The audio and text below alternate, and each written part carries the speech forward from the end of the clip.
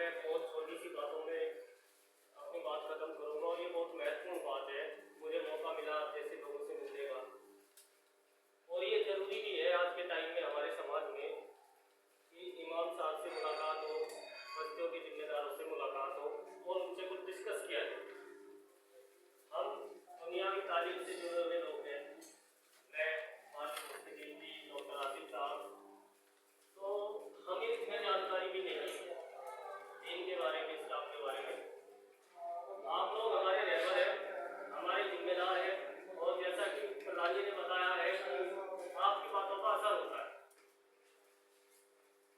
आपकी बातों का असर होता है, और उसी असर को लागू करने के लिए हमें भी बस थोड़ी सी एक दो बात कहनी है।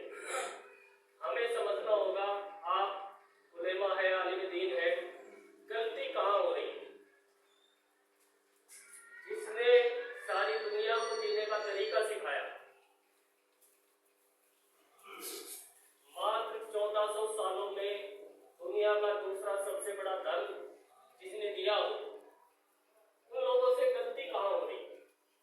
आपको यह सोचना चाहिए, क्यों दुनिया आप लोगों के पीछे पड़ी है।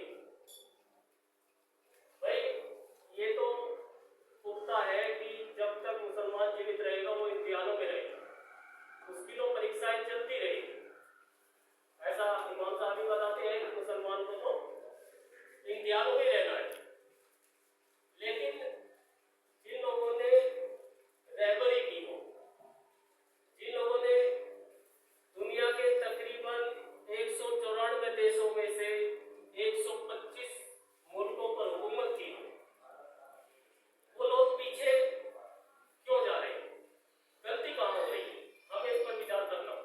और ये काम हमसे ज्यादा आप लोगों का है, क्योंकि आप इमाम हैं, आप रहबर हैं, और ये आपको सोचना पड़ेगा कि हमारे लोगों के पीछे दुनिया इतनी पड़ी क्यों हुई है।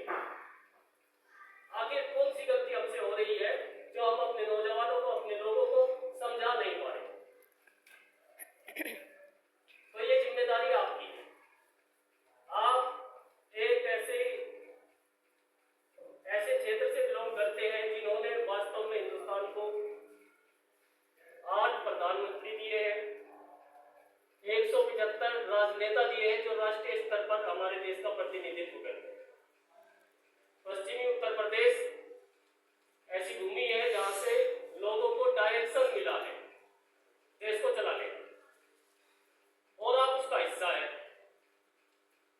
जब आप इतनी बेहतरीन रहबरी करते हैं, इतना बढ़िया आपने डायरेक्शन दिया है, तो गलती कहां हो रही है, ये हमें समझना होगा।